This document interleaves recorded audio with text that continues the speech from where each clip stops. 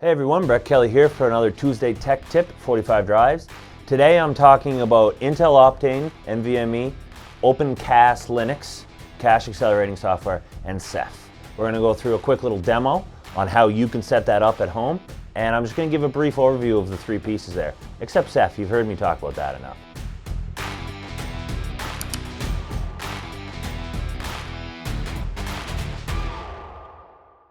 Okay, so for the last little bit, we've been exploring the idea of accelerating a spinning Ceph cluster, so spinning disks, with Intel Optane drives. So we've been using Intel Optane, a piece of software called open source software called OpenCAS Linux, and our wonderfully best friend Ceph. Intel Optane are incredibly fast, kind of like you gotta see it to believe it kind of technology. It's built with 3D crosspoint memory.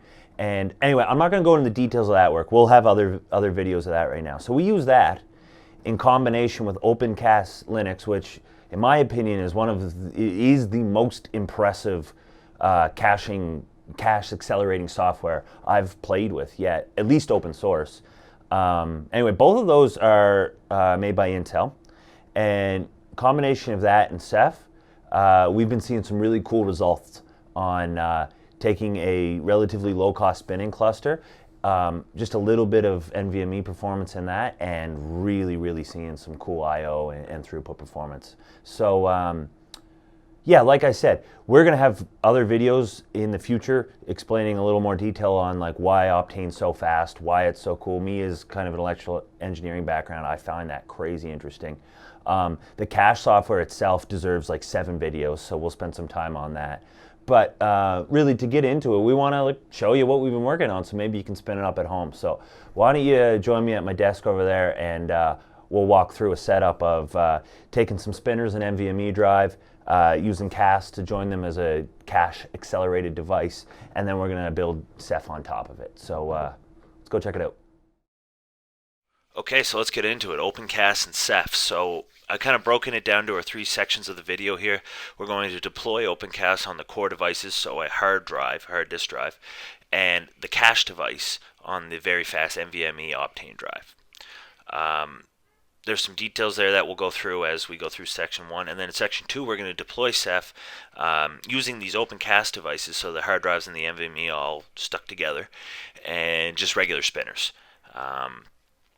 A little bonus, I guess, for this demo is we'll be using the latest release of Ceph Octopus. Along with that, the new deployment tool that they've developed called Ceph ADM, and we're going to be doing an all-container deployment here. So that's a little taste of what's to come with Ceph and all that fun stuff. So yeah, we'll do that, and then we're going to benchmark the devices. So we're just going to run a test quickly on the accelerated devices and as well as the boring old spinners, just to show the performance difference. So let's get into it. I'm going to do section 1. We're going to deploy OpenCAS using the core devices and the cache device. Okay, so part 1. Let's deploy the OpenCAS acceleration software using the core devices and the cache devices. So really, the only little catch here that I want to tell you guys is LVM will freak out if we use the raw disk of the core device underneath. So we're going to have to partition each core device, and when I say core device, I mean hard disk drive. We're going to have to partition each core device that we're going to match up to a cache device with OpenCAS. It's just one big partition from 0% to 100%. And we're just going to pull some playbooks down from GitHub. The crew at developing the software hosted that themselves. We forked them, made a couple quick changes to fit our systems better. We're just going to fill out the variables to show which core devices are going to which cache device. We're going to deploy them, and then we'll just verify that they're there, and I'll kind of show you what guys look like. So without further ado, let's get into it. So let's start with a quick, well actually let me remote into the system. Let's take a quick look at all the drives that are present. So I have a 30 bay machine here, and I've got all the drives filled. So I'm going to choose everything in row 1 to be an accelerated device, and everything in row 2 to just be a regular spinning device. The NVMe device does not show up here by itself in that map there, but you can see it there. Okay, so let's partition them. So we'll just do a quick and dirty for loop here. So for I in 1 to 115, because I'm gonna use devices 1-1 through to 1-15. Sorry, bad syntax.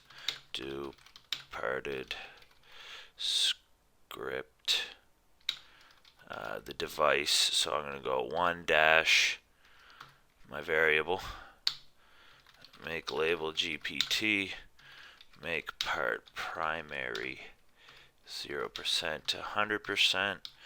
This should work. I'm just doing this off the top of my head. Okay, so for I in sequential 1 to 15, so 1, 2, 3, 4, 5, 6, to 15, do parted script. That's the device I want. Make label that primary 0 to. Okay, so let's run that.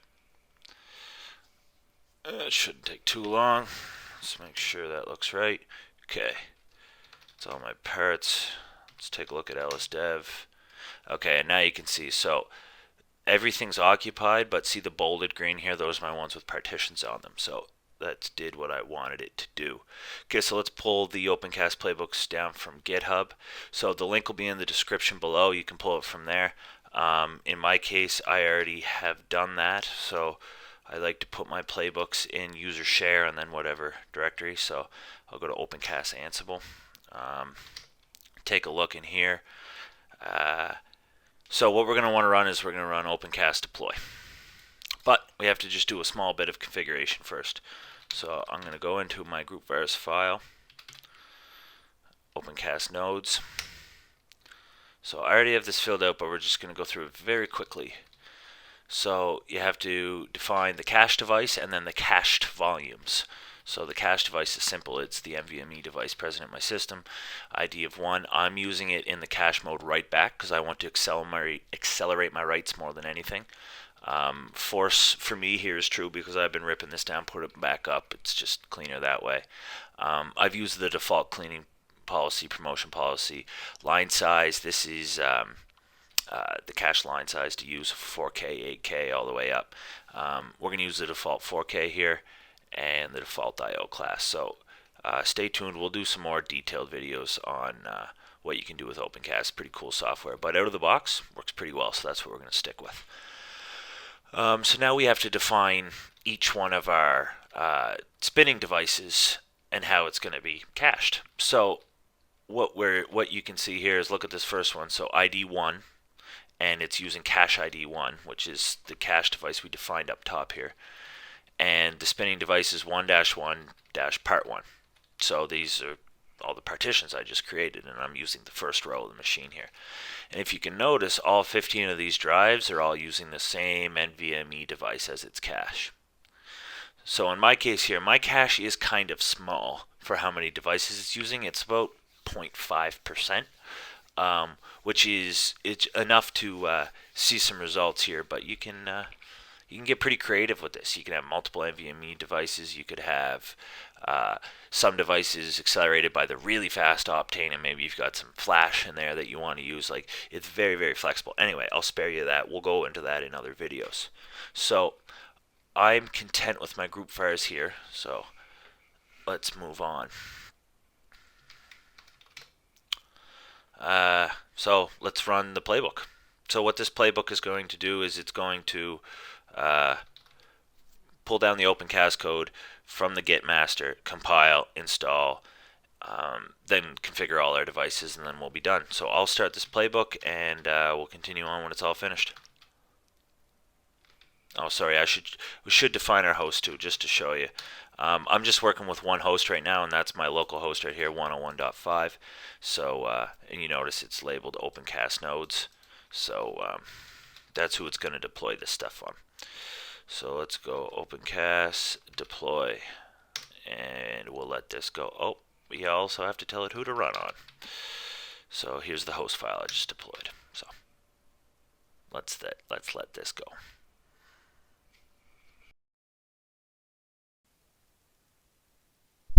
Okay, there. Now it's all done. No errors. Always what we like to see. So let me just go back to the home directory. I'll clear this out. And if I run an ls block, you'll see I've got a new CAS device created on my partitions. Pretty cool. So if we look in LSDev, so here's all my alias devices, and then there's my CAS devices right there. So when we go to build our Ceph cluster, we're going to want it to use our CAS device. The great news is it'll see the underlying partition device and everything. Not anything in row 2, but everything in row 1 is already in use, so it won't even try to use it.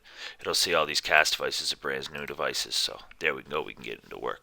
So there's a couple commands we can run, but I believe it's CAS dash PI1, I think. Yeah. So this would be the stats on my my cache. So obviously the whole thing's free right now. I haven't put any data on it yet. Gives you some stats on the running. So this is some really good usage stuff as you start to use this thing to get a vibe of what your workload is doing and how effectively it's using your cache. So there is a status command too. I can't remember it. Bear with me here. Yeah, it's just L.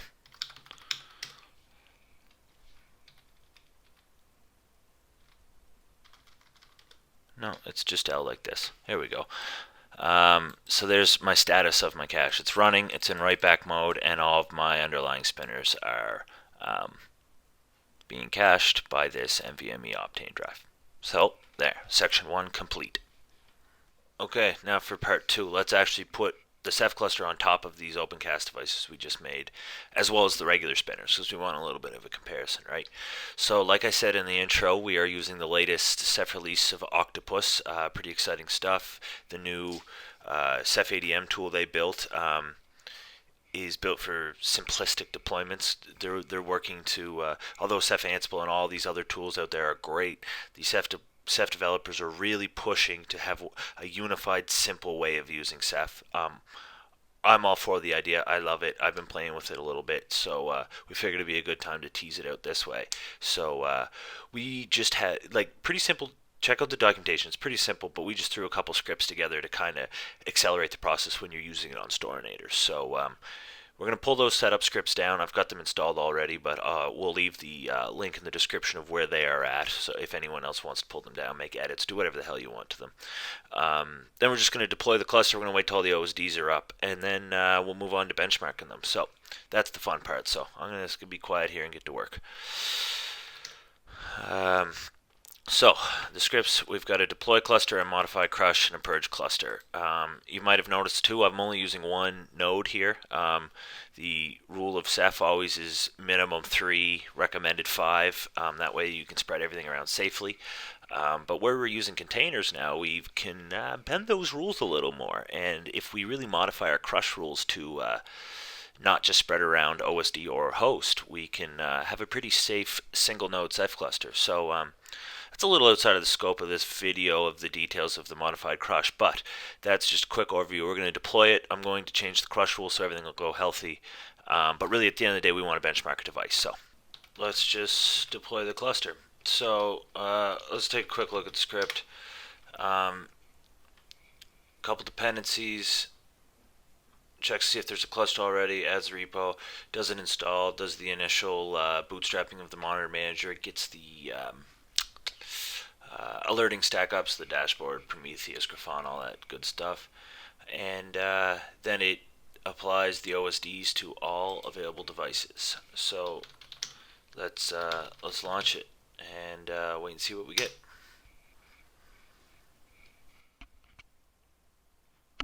So for those of you who are familiar with containers and the technology used to orchestrate containers, Kubernetes, Ceph ADM does, well, there's a tool called Rook, which is pretty much Ceph storage for Kubernetes deployments. And then if you want to containerize but you're not using Kubernetes, Ceph ADM is the orchestrator of all these containers. So it's a really, really interesting tool they've created, and I can't wait to see more of it. Anyway, so we finish now. We finished, we've got our dashboard up. Okay, so after some time, you can see one by one it starts bringing all the OSDs in. So it creates all 30 of them, and now they're starting them up. So we'll give this a few more seconds. We'll let it sit at 30 OSDs. Wait till everyone's up and in, and then I'll dive right into a benchmark. Okay, so we can see all the OSDs are up. I did a little more work in the background too. Um, let's take a look at the OSD tree. There's two things to note here. The device class on the left-hand side. I've split the front row and the second row of drives separately so I can address them separately. I've got my fast acceleration drives and my slower hard drives. As well as I reorganized all the disks as so that they're on the correct port on the correct HBA card in the system. That way I can create a crush rule that organizes my replication parts from port to port rather than from host to host. And this way I can have a safe, relatively safe, single node Ceph cluster. But again, the details of that we'll go into in another video. My point is I've got CAS accelerated devices or CAS accelerated devices as my OSDs, as well as spinners as my OSDs. So let's do the final little prep work we need to do so we can get to benchmarking. Okay, so we're sitting at the Octopus dashboard. Health's okay, everything's up. We need to create a pool that our benchmark program is going to write to. And so let's do that now. So it's called bench. It's going to be a replicated pool. We're going to use PG auto scaling so we don't have to manually pick our placement group count anymore, which is awesome.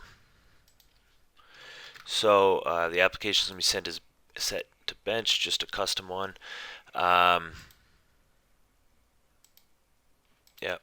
My replicated size is 1, so this is just because the tool I'm using only wants to write one copy to the OSD. That's how it's going to do its benchmark. You would not do this in production. Actually, Ceph will yell at me after I make this pool. And the most important part, we have to make the rule. So let's call this one CAS, because we'll do the CAS rule first. Oh, didn't mean to press escape there.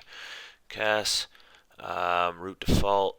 And my failure type is going to be the port, meaning unique copies of data across the ports of the machine. So each HBA has 4 ports.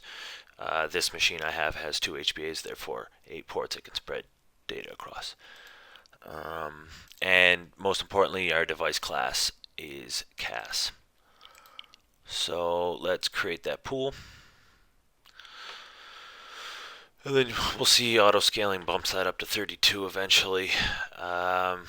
Ceph gets mad at us and we'll stay in warning mode because we don't have any replicas configured.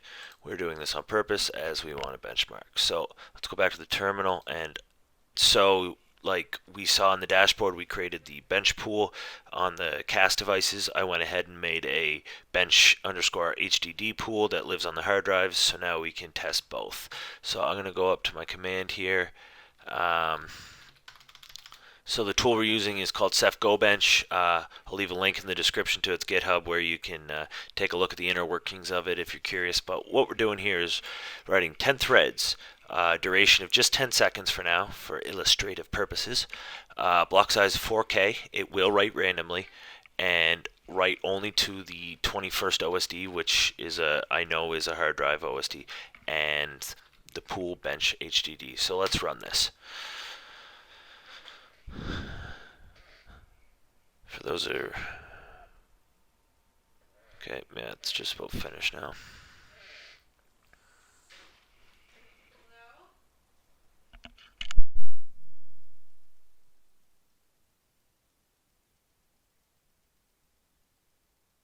Okay, there, and the benchmark is finished. And as we can see, it was about 260 I/O per second for the OSD, which honestly is not that bad for a spinning disk. Small random writes. Cool.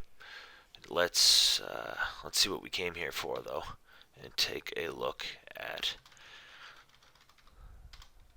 the CAS accelerated devices. So same test, but I'm going to run it on a different OSD. It knows the pool by default, so let's launch it.